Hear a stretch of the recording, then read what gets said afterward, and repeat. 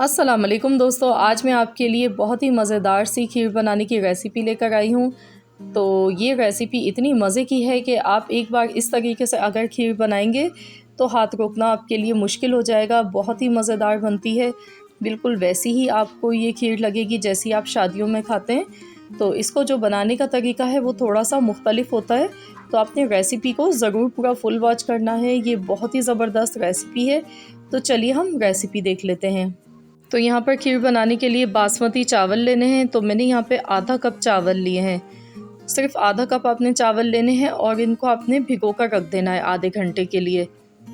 उसके बाद यहाँ पर हमें बादाम चाहिए, 15 से 20 बादाम ले लें और इसको भी आपने पानी में भिगो कर रखना है और छिलका उतार लेना है। काजू ले लेने हैं 10 से 12 अदद। तो अब हमने क्या करना है, एक मिक्सी का जार लेंगे, इसमें हम चावल का पानी हम निकाल लेंगे और चावल इसमें डाल देंगे। चावल आपने बासमती लेने से खुशबू बहुत अच्छी आती है।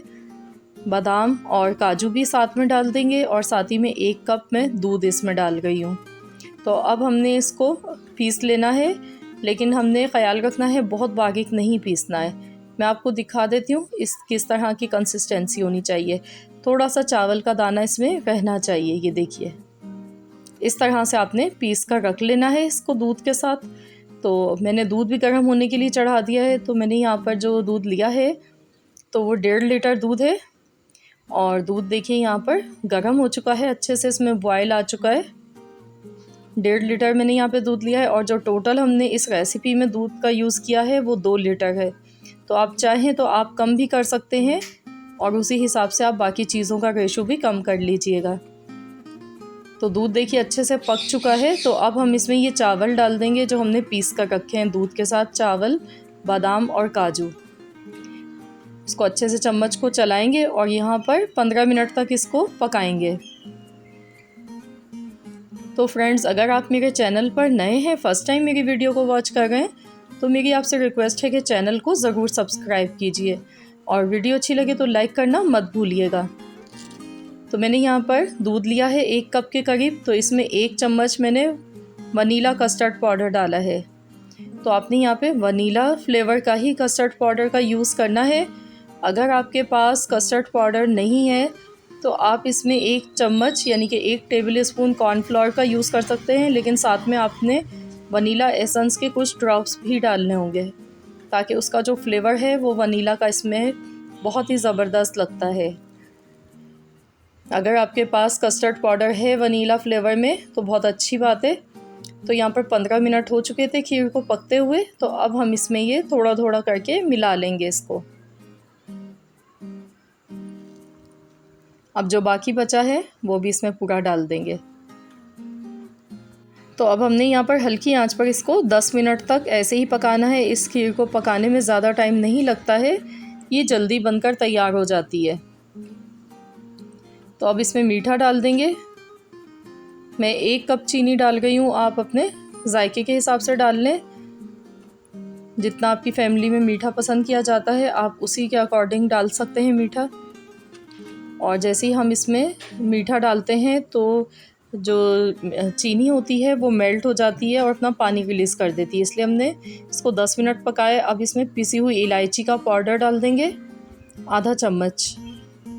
सब्ज़ी इलायची का पाउडर मैंने डाला है आधा चम्मच और साथ ही में मैंने यहाँ पर खोया लिया है 1 कप। तो खोया इसमें ज़रूर डालिएगा, बहुत ज़बरदस्त लगता है इसका फ्लेवर। अगर आपके पास खोया नहीं है तो आप इसकी जगह मिल्क पाउडर डाल लें।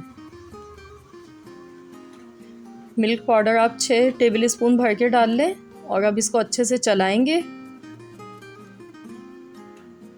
बस अब इसको इतनी देर पकाएंगे कि खोया इसमें अच्छे से मिक्स हो जाए। तो ये देखिए कितनी क्रीमी सी, कितनी मज़े की लग रही है ये खीर दिखने में, और खाने में ये बहुत ही मज़ेदार, बहुत ही लाजवाब बनती है। तो चलिए गैस का फ्लेम यहाँ पे बंद कर देते हैं।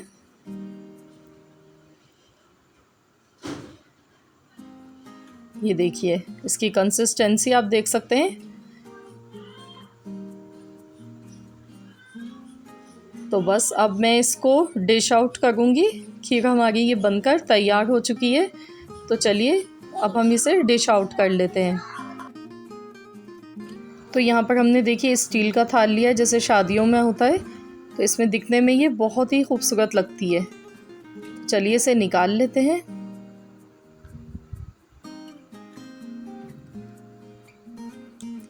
और अब हम इस पर मैंने चांदी के वर्क थोड़े से लगाए और साथ में पिस्ता डाल गई हूँ बारीक कटा हुआ ऊपर से, और साथ ही में काजू डालेंगे और इसको अच्छे से गार्निश कर लेंगे। उसके बाद हमने इसको फ्रिज में रख देना है थोड़ा सा। जब ये ठंडी हो जाएगी तो उसके बाद इसे हम 2 घंटे के लिए फ्रिज में रख देंगे, और जब खूब अच्छे से ठंडी हो जाएगी तो फिर मैं आपको दिखाऊंगी। तो ये देखिए 2 घंटे हो चुके हैं खीर को रखे हुए फ्रिज में, और ये देखिए ऊपर इसके कितनी प्यारी सी लेयर जमी है। ये देखें, वाह, इतनी मज़े की खीर बनी है कि आप इसके आगे मिठाई भूल जाएंगे खाना। बहुत ही लाजवाब, बहुत ही मज़ेदार बनी है। ज़रूर आप लोग इस रेसिपी को ट्राई कीजिएगा और मुझे ज़रूर बताइएगा कि आपको कैसी लगी आज की रेसिपी। तो रेसिपी अच्छी लगी है तो लाइक करना मत भूलिएगा। साथ ही में चैनल पर नए तो चैनल को सब्सक्राइब कर लें। मिलते हैं इंशाअल्लाह ताला बहुत जल्द एक और न्यू रेसिपी के साथ। तो जब तक के लिए अल्लाह हाफ़िज़।